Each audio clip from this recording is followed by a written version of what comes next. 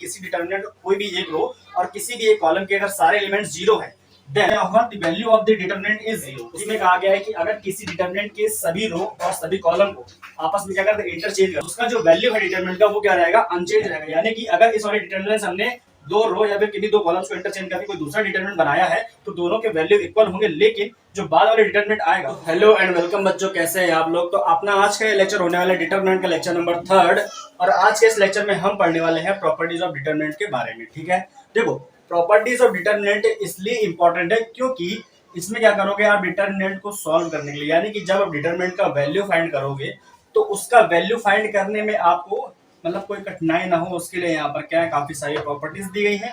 अब कठिनाई कैसे ना हो, क्यों?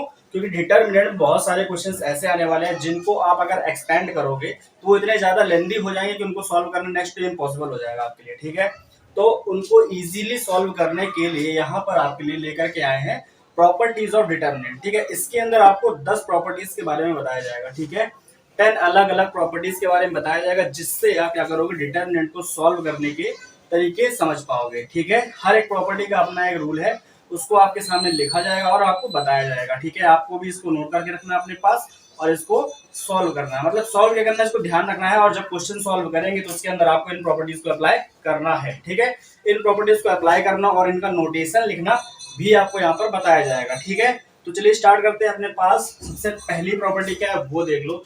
तो देखो सबसे पहले हमारे पास पहली प्रॉपर्टी क्या है, तो पहली प्रॉपर्टी के बारे में आपको बताते हैं। अपने आज के लेक्चर में हम सिर्फ और सिर्फ 5 प्रॉपर्टी के बारे में बात करेंगे। ठीक है, तो 5 प्रॉपर्टी हम इस वाले लेक्चर में करेंगे, उसके बाद वाले लेक्चर में 5 प्रॉपर्टीज और देख लेंगे जिससे लेक्चर हमारा लेंदी ना हो। ठीक है, तो देखो फर्स्ट हमारे पास प्रॉपर्टी क्या है, पहले उसको नोट डाउन कर देते हैं फिर आपको उसके बारे में समझाते हैं। ठीक है, तो देखो पहली प्रॉपर्टी क्या है, all the elements of any row or column of the determinant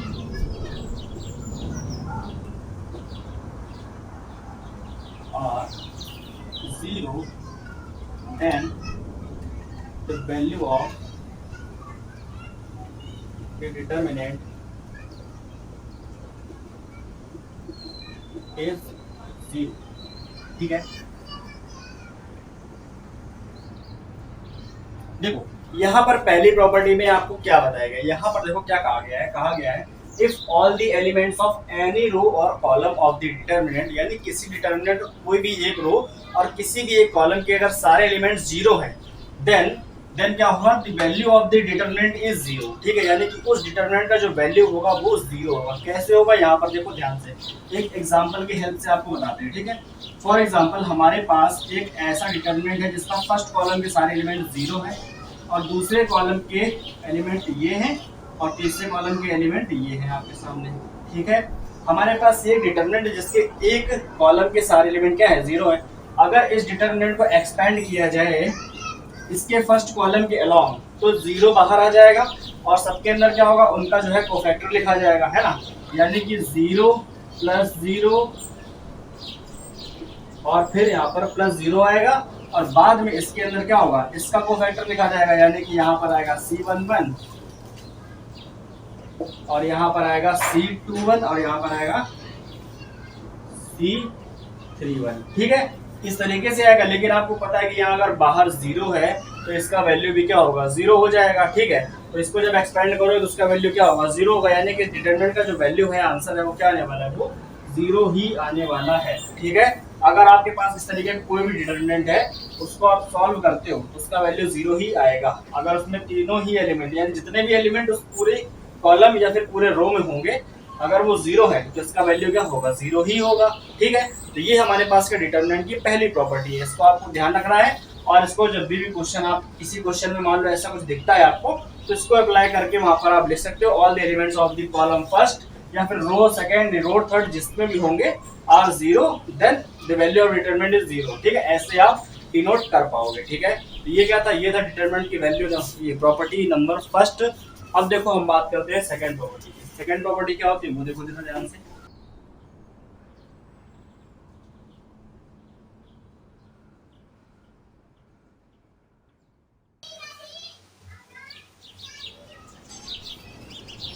तो देखो सेकंड प्रॉपर्टी हमारे पास क्या है, वो ये है the value of a determinant remain unchanged if its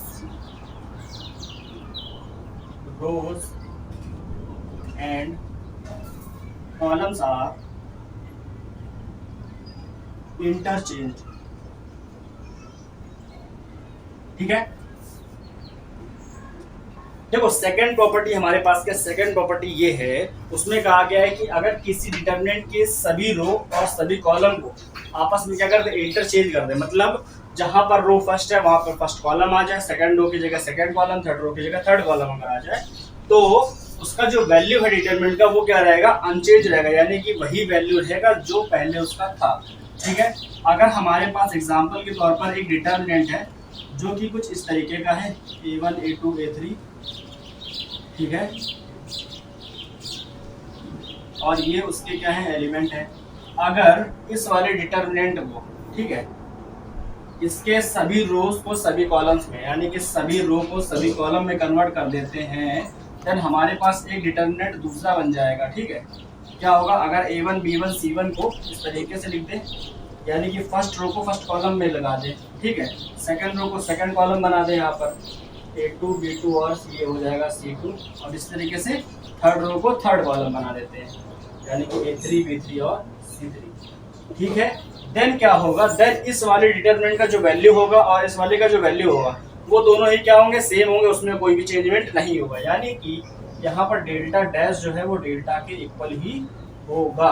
ठीक है, क्यों, ये डेल्टा है जो कि हमारे पास पहला डिटरमिनेंट है, और इसके रो को कॉलम में इंटरचेंज करने के बाद में हमें ये वाला डिटरमिनेंट है जो कि डेल्टा डैश है, और दोनों का ही वैल्यू क्या होगा, इक्वल होगा। ठीक है, तो ये हमारे पास क्या, ये हमारे पास है प्रॉपर्टी नंबर सेकंड। होप आपको समझ में आया होगा।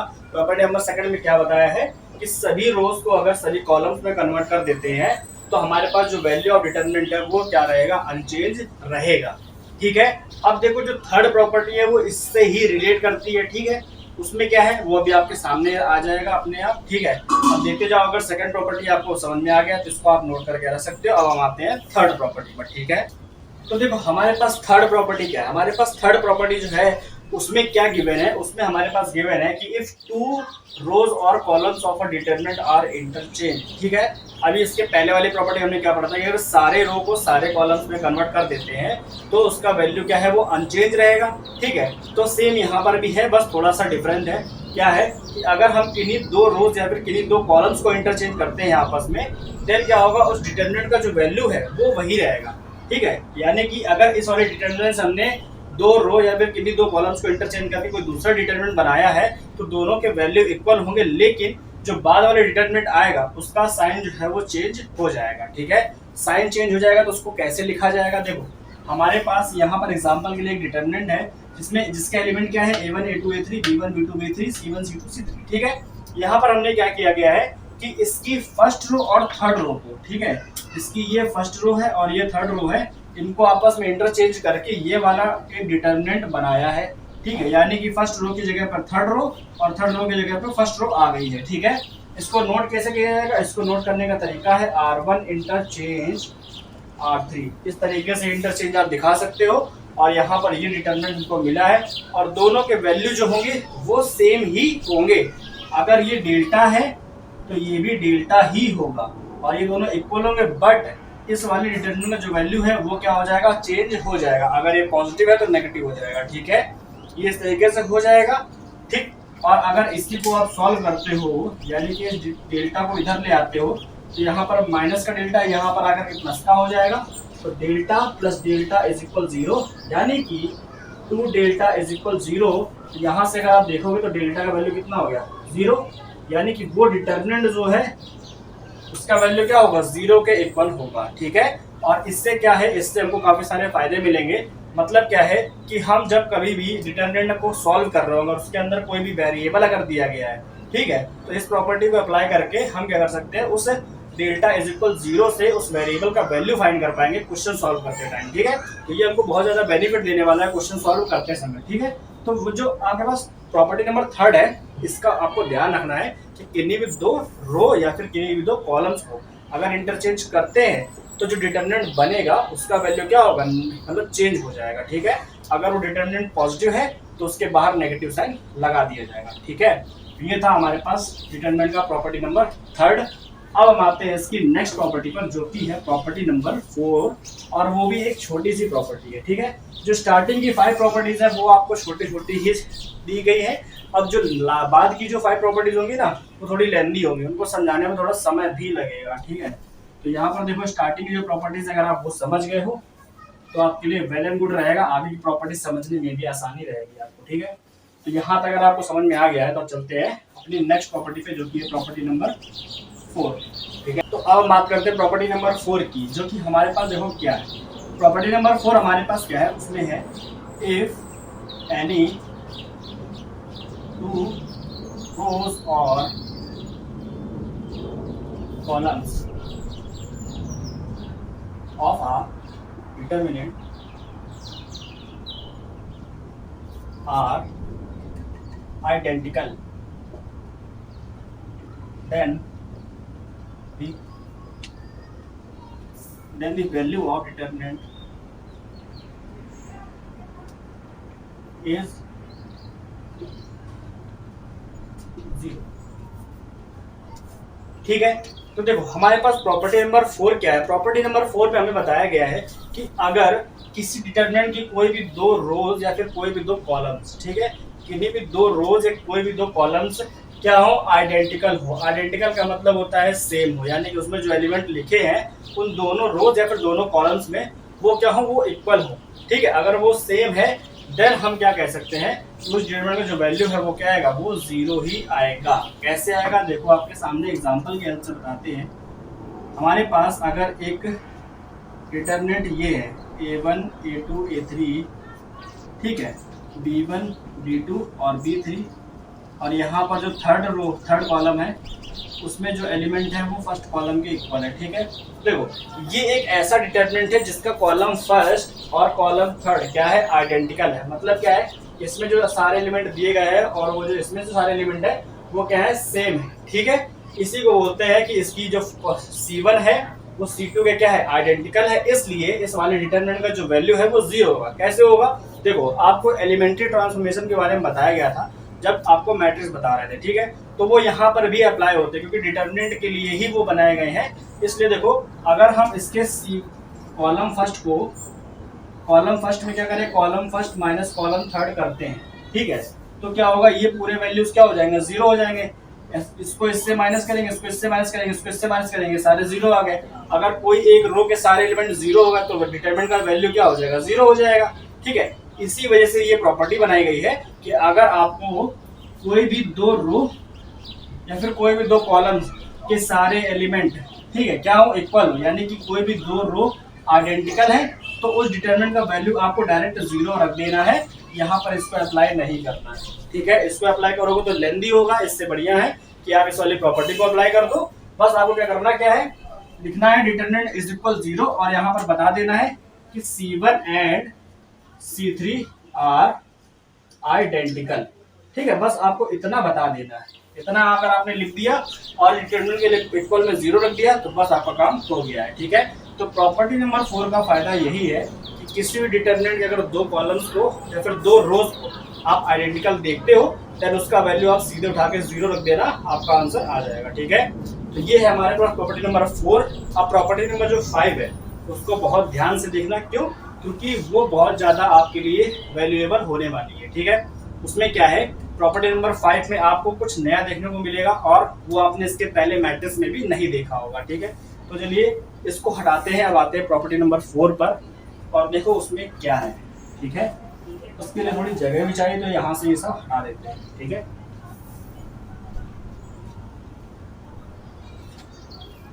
तो देखो प्रॉपर्टी नंबर 5 हमारे पास क्या है, ये है। अब ये क्या है, ये थोड़ी सी लेंदी है इसलिए आपको यहाँ पर लिख दिया गया। अब इसको आपको समझाते हैं। ठीक है, यहाँ पर क्या लिखा है, देखो यहाँ पर लिखा है if each element of a row और कॉलम ऑफ अ डिटरमिनेंट, ठीक है, is expressed as a sum of 2 or more terms. ठीक है, यहाँ पर बात करी गई है कि डिटरमिनेंट की किसी भी एक रो या 2 रो की बात कर रहे हैं कि अगर कोई भी एक रो या फिर कोई भी एक कॉलम, ठीक है, क्या है, उसमें जो एलिमेंट्स हैं वो क्या है, सम ऑफ टू और मोर टर्म्स, यानी कि उसके सभी एलिमेंट्स के जो एलिमेंट्स हैं, ठीक है, वो क्या है, टू और मोर टर्म्स का सम है। देन हम क्या कर सकते हैं, देन डिटर्मिनेंट को भी हम एक्सप्रेस कर सकते हैं as the sum of two और मोर डिटर्मिनेंट की फॉर्म में। ठीक है, ये ऐसे समझ में नहीं आएगा जब तक आपको एग्जांपल के तौर पे नहीं बताया जाएगा। ठीक है, देखो हमारे पास एग्जांपल है, कैसा है, अगर आपको ये दिखाया जाए,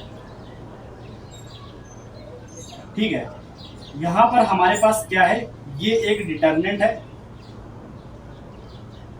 जिसमें आपकी डेफिनेशन पूरी अप्लाई होगी। ठीक है, ये एक डिटर्मिनेंट है जिसमें इसको अप्लाई करके देखो क्या बताया गया है, कहा गया है कि each element of a row और कॉलम, अगर हम फर्स्ट कॉलम की बात करें तो इसके सारे एलिमेंट जो हैं, ठीक है, ईच एलिमेंट की बात कर रहे हैं, सारे एलिमेंट क्या है, टू और मोर टर्म्स का क्या है, सम है। यहाँ पर दो दो के हैं, यानी कि यहाँ पर सिर्फ और सिर्फ दो टर्म्स का सम दिया गया है, इससे ज्यादा भी हो सकता है। ठीक है, तो इसके सारे एलिमेंट्स के साथ में ऐसा देखने को मिला है। देन हम क्या कर सकते हैं, इसको इस एक डिटरमिनेंट को दो अलग अलग डिटरमिनेंट के सम के फॉर्म में एक्सप्रेस कर सकते हैं। ठीक है, इस एक डिटरमिनेंट को दो अलग अलग डिटरमिनेंट के सम के फॉर्म में इसको हम एक्सप्रेस कर सकते हैं, क्योंकि यहाँ पर इसकी फर्स्ट रो के सारे एलिमेंट क्या है, दो टर्म्स के सम के इक्वल है, इसलिए हम क्या कर सकते हैं, इसको दो अलग अलग डिटरमिनेंट में भी कन्वर्ट कर पाएंगे। ठीक है, कैसे, देखो वो करना कैसे है, क्या करेंगे, जो पहली डिटरमिनेंट हमारी बनेगी, ठीक है, उसमें क्या किया जाएगा, जो ये जो बाद वाला एलिमेंट है इसको नहीं लेंगे, पहले वाले एलिमेंट को यहाँ लिखेंगे। ठीक है, पहले वाले जो एलिमेंट दिए गए ये सारे,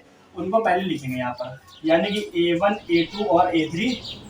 अब ये सेकंड रो और थर्ड कॉलम इनको लिख दो जरा।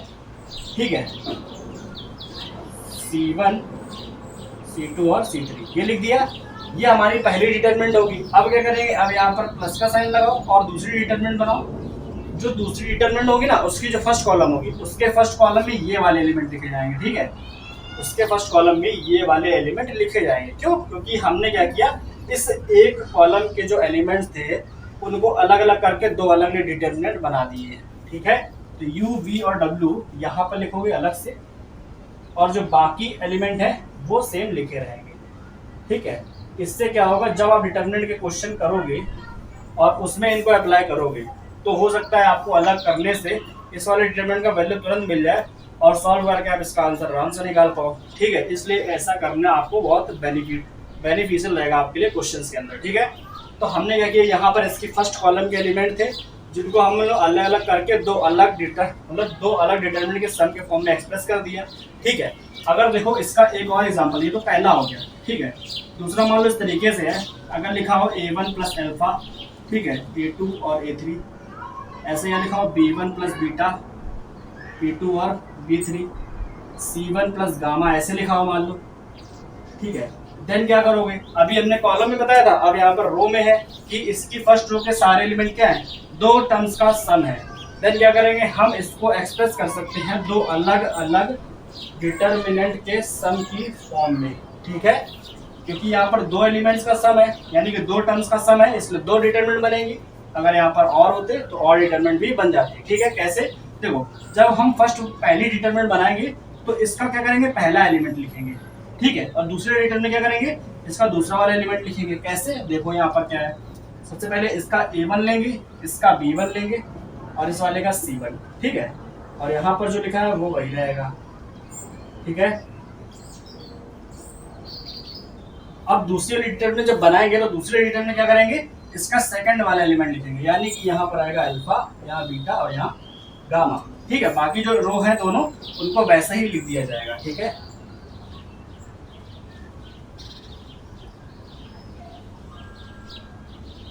तो कुछ इस तरीके से क्या करेंगे, हम इसको एक्सप्रेस करेंगे। ठीक है, अगर हमारे पास किसी भी रो, किसी भी कॉलम, ठीक है, यहाँ पर एक रो के एलिमेंट्स दो टर्म्स का सम थे, तो हमने क्या किया, उसको दो अलग अलग डिटरमिनेंट के सम के फॉर्म में एक्सप्रेस किया।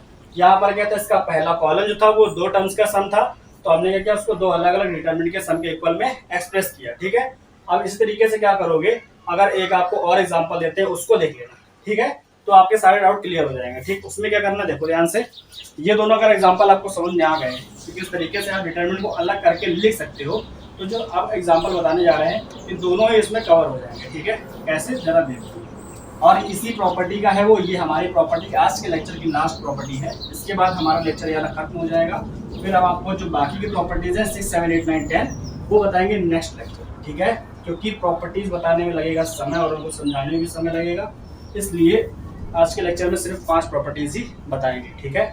देखो यहाँ पर क्या है, अब देखो, अब जो नेक्स्ट एग्जांपल है वो हमारे पास कुछ इस तरीके का है कि A1 plus P, A2 plus Q, A3 plus R, ठीक है। ये है B1 plus U, B2 plus B और B3 plus W, C1 C2 C3, ठीक है। ये वाला एग्जांपल है। अब क्या करेंगे, इस वाले से इसमें क्या है, इसका फर्स्ट कॉलम और इसका सेकंड कॉलम दोनों ही क्या है, दो टर्म्स का सम के इक्वल है, ठीक है। देन हम क्या कर सकते हैं, इसको भी अलग अलग डिटरमिनेंट के सम के फॉर्म में एक्सप्रेस कर सकते हैं, ठीक है। कैसे, अब देखो कैसे करना। सबसे पहले हम क्या करेंगे, इसकी फर्स्ट वाले कॉलम को ही ब्रेक करेंगे, फिर सेकंड वाले कॉलम को ब्रेक करेंगे। जब फर्स्ट वाले कॉलम को ब्रेक करेंगे तो 2 डिटरमिनेंट बनेंगे, और जब उन दोनों में से सेकंड वाले को हम लोग क्या करेंगे, अलग करेंगे, तो 4 डिटरमिनेंट बन जाएंगे, ठीक है। कैसे कर रहे हैं वो देखते जाओ। यहाँ पर देखो अब क्या करना है, सबसे पहले फर्स्ट वाले कॉलम को अलग करो। तो पहले डिटरमिनेंट क्या होंगे, इसके पहले कॉलम के मतलब कि ये वाले एलिमेंट लिखे जाएंगे, और जो दूसरी डिटरमिनेंट आएगी उसमें ये वाले एलिमेंट लिखे जाएंगे, ठीक है। और अभी इनको नहीं लिख सकते हैं, ठीक है।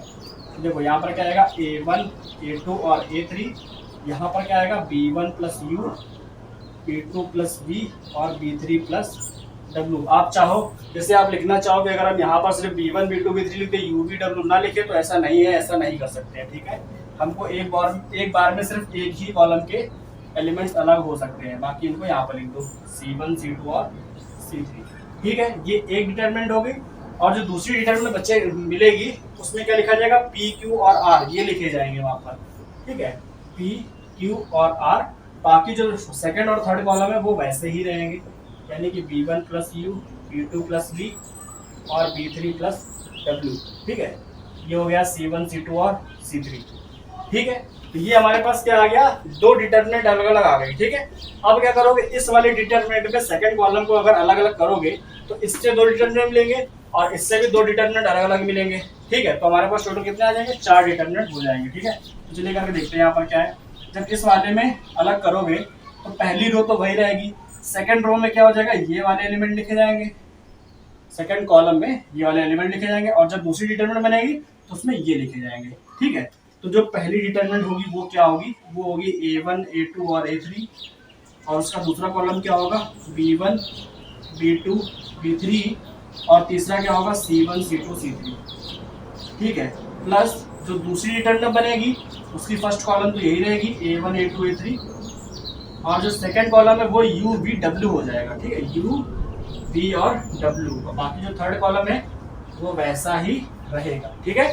तो इसके 2 ये एलिमेंट मतलब इस वाले डिटरमिनेंट के 2 डिटरमिनेंट ये बन गई, अब 2 इससे भी बन जाएंगी। ये जो प्लस का साइन लगा इसको लगा दिया, आप इस वाले से बना दो, तो पहले वाले में क्या आएगा, ये यहाँ पर क्या है, यहाँ पर है P, Q और R, यहाँ पर हो जाएगा B1, B2, B3, C1, C2, C3, ये हो गया, ठीक है। इसके बाद जो डिटरमिनेंट बनेगी उसमें क्या होगा, उसमें हमारे पास U, V और W आ जाएगा एज अ सेकंड कॉलम, ठीक है। तो P, Q और ये आ गया R, यहाँ पर आ जाएगा U, V, W, और ये हो गया C1, C2 और C3, ठीक है। ये हमारे पास हो गया, अगर आपको दिख रहा हो, है ना, ठीक है। तो ये देखो इसमें कवर हो रहा है, इसमें यहाँ पर दिख ही रहा है, ठीक, कि ये वाले से हमने ये दोनों बनाई इस वाले से, और ये दोनों डिटरमिनेंट इस वाले से बनी है, ठीक है। तो डिटरमिनेंट अलग करना होगा, आपको आ गया होगा समझ में, 3 एग्जांपल आपको अलग अलग बता दिए हैं, ठीक है। तो इस तरीके से आप कर सकते हो अलग अलग, वो भी अपने सुविधा के अनुसार, ठीक है। यानी कि जब आपको कोई क्वेश्चन मिलेगा और आपको लगता है कि अलग करने से हमारा जो सोल्यूशन है वो आराम से हो सकता है, देन तभी आपको करना है, और क्वेश्चन में आपको दिखेगा भी कैसे करा जाएगा, ठीक है। तो ये हमारे पास थी प्रॉपर्टी नंबर 5, जो कि आज के लेक्चर की प्रॉपर्टी नंबर 5 मतलब लास्ट थी, ठीक है। अब बाकी के जो 5 प्रॉपर्टीज है उनको हम पढ़ेंगे नेक्स्ट वाले लेक्चर में, क्योंकि लेक्चर काफी लेंदी हो चुका है पहले से ही, ठीक है। तो ज्यादा लेंदी ना हो उसके लिए क्या करेंगे, बाकी की प्रॉपर्टीज को नेक्स्ट वाले लेक्चर में पढ़ेंगे, ठीक है। तो आज के लेक्चर में हमने कौन कौन सी प्रॉपर्टी पढ़ी उसका एक फास्ट रिवीजन करा देते हैं। सबसे पहले क्या था, सबसे पहले बताया था आपको कि अगर किसी डिटरमिनेंट की कोई भी एक रो कोई भी कॉलम के सारे एलिमेंट अगर 0 है तो उसका वैल्यू क्या होगा, उस डिटरमिनेंट का वैल्यू जो होगा वो 0 ही होगा, ठीक।